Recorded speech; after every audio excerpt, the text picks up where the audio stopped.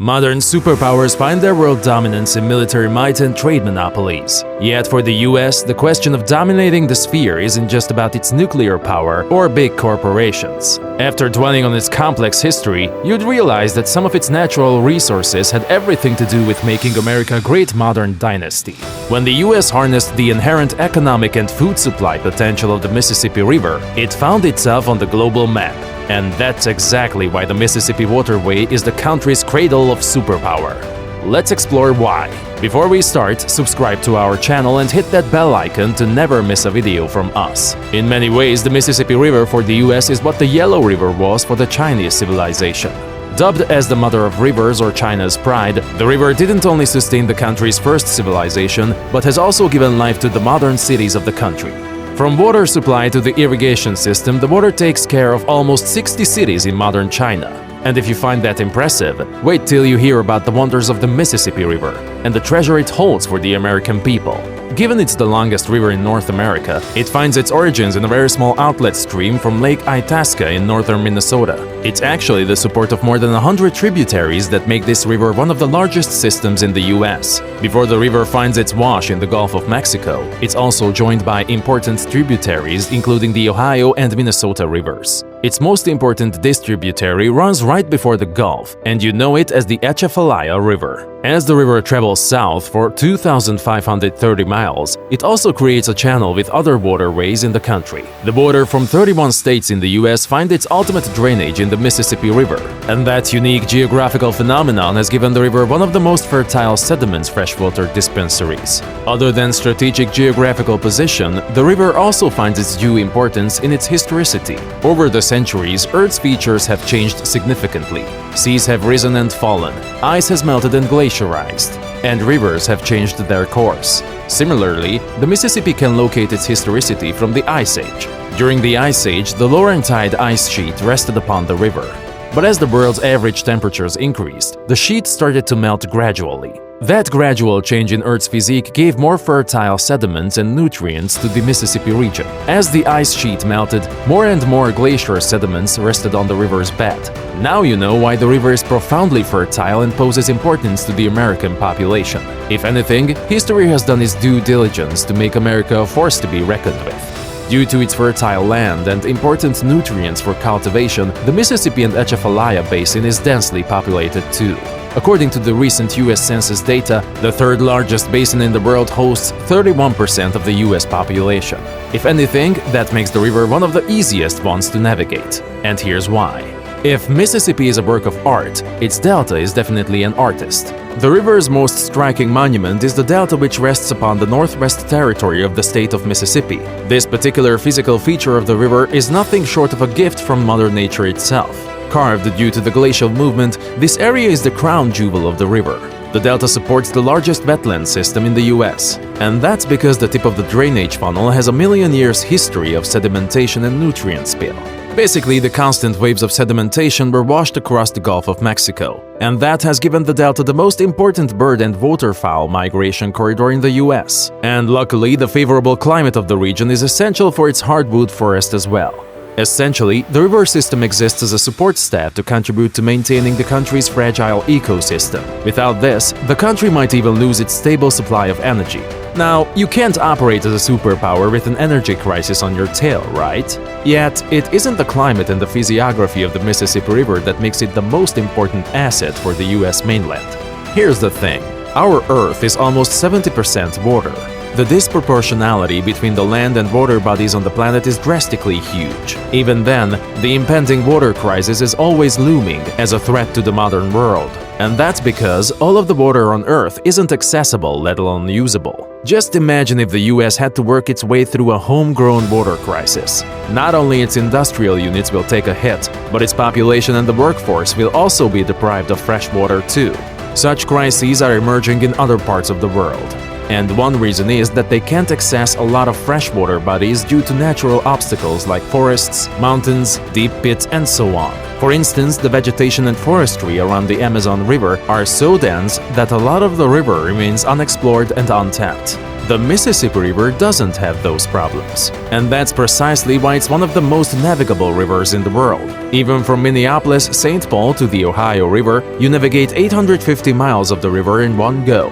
The interconnectedness of the river from north to south and east to west is why Mississippi is considered to be at the epicenter of the river navigation system.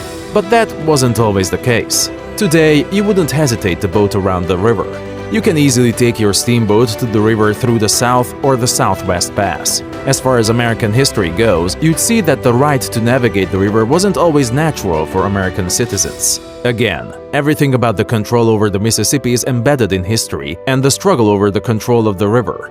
That's in congruence with how the systems of colonialism worked in North America. Anyone who controls the rivers essentially controls the flow of wealth. In totality, the Mississippi River has seen the rise and decline of three major colonial powers: the French, the Brits, and the Spanish. In the modern sense, it also exists as the backdrop of the American identity of being both an agricultural and industrial empire.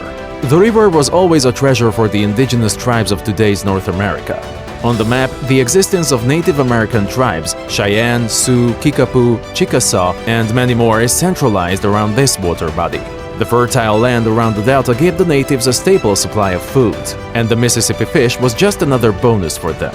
And the importance of this river didn't go unnoticed by the non-natives either. You'd be surprised to know that praises for this river have gone as far as the travels of Christopher Columbus. In the Voyages of Columbus, he speaks of a magnificent river that was the giver of life. The famous Admiral map also shows a mouth of a river that is labeled as the River of the Palms. Since the map dates back to 1507, the river carries a rich history along its course. But it's actually the travel of Hernando de Soto, a Spanish explorer who put Mississippi on the map of the European kingdoms. Hernando had seen the river around Tennessee, and he made sure to write about it in his records. From the archival records, we can see that the Mississippi River was called Rio del Espíritu Santo, or the River of the Holy Spirit. That name was enough to spark the interest of other European explorers that followed North America. In particular, by the early 1600s, the French traders had made settlements along the river. They called the river the Colbert River. Very early on, the French realized the potential of the river and aimed to exploit it for trade routes and further invasion of North American territory. So, where does America enter into this historical account? Well, it's actually the British winning the Seven-Year War that changed the course of history for modern America. While the Brits controlled the eastern portion of the river, the Spanish used the western portion. The Treaty of Paris would make the Mississippi River a natural border between the two colonial powers. Even then, Britain had given the passage of the right to navigation to all American citizens, or in other words, the subjects of the British Empire. And they continued to control a large part of the trade on the route, as well as fisheries in their area. It wasn't until the War of 1812 that the British began to lose control of the river. When the French had secretly bought Louisiana from the Spanish settlers, only then America had a passageway to reclaim their river. That's the historically monumental Treaty of San Ildefonso of 1800. 3 years later, the Louisiana Purchase happened. The United States had bought the territory for $15 million from the First French Republic. This is when the country had already waged a war on the British Empire and its North American allies. And of course, the empire wanted to hold on to its prior control of the eastern portion of the Mississippi River. But it was the decisive War of New Orleans in 1815 that decided the eternal fate of the river. After the holistic British defeat in the war that started in 1812, the US officially became the master of the Mississippi River. And that's also when the US was able to further expand its territory to acquire more and more land. But that couldn't have happened if the young US hadn't developed its firm roots in trade routes and raw material supply chains. The role of the Mississippi River became highly crucial because it was the most strategic route for transportation to western US territory. As Jefferson's government took control of New Orleans, they essentially had access to the mouth of the river. Even prior to US control, the city of Jazz was crucial to French trade routes. Similarly, for the young America, New Orleans tapped into trade routes for every raw product that the new country needed to build its economy. Food staples like wheat and corn from the Midwest were supplied via the Mississippi, and furs from the Missouri River found their markets westwards in the same routes. More importantly, the southern staples like tobacco, cotton, and sugar became the epicenter of American trade because of the Mississippi waterway. Yet the biggest win for Mississippi was the life that it gravitated towards strategic areas like the Midwest. As the river promised work opportunities and a stable supply of food, more and more settlers found their way around the river. This is when America is starting to emerge as a polity for its citizens. And that couldn't have been achieved if the river didn't promise a sense of opportunity and belonging to its people. Not to mention, with the growing trade, the country also needed a robust supply of labor that could have only been transported through the Mississippi River. As the settlers kept traveling westwards, more and more towns and cities were being developed to sustain the growing US economy. By then, the manufacturing of steamboats had taken the country by storm. So, traveling all across the country via a secure waterway yielded more development in the period stretching from 1800 to 1850. Who would have thought a country's river would sustain a blooming country in the North American continent? Even then, it's hard to ignore that the American stretch from 1800 to 1850 is marked by extreme power struggles, diplomacy, and potent war-making. It isn't very surprising to know that the American expansion was quite disturbing to its neighboring territories. The most infamous instance in this particular period is the Mexican-American War. Notoriously, the Mexican territories were controlling the west bank of the Mississippi River while the US controlled the east. Yet again, the river's strategic geographical location came through. As the gateway between the North and South US, the river made the deployment of the troops far more convenient than ever. The attacking front lines were in Texas and Mexico, and the river had access to both. Notably, the river's harbor hosted the US troops and ships that made it to the Battle of Veracruz. General Winfield Scott used this route to launch an offensive attack on the city that the US won later on. US victory in the war ended up making America what we know today. The country was able to acquire the present-day states of California, Nevada, Utah, Arizona, and New Mexico. It also gained control of some parts of Colorado, Kansas, and Wyoming. In modern war-making, the Mexican-American War is reminiscent of the country's origin as a superpower. Regardless of its painful colonial history, the US was able to harness its military power and economic resources for expansionary purposes. And at the heart of this nation-building is the Mississippi River. By 1850, the country was young in its economic ambitions, but it had surpassed many. That was when the US became the largest exporter of cotton in the world. When the country got access to the Pacific Ocean, it was able to add more exports to its portfolio.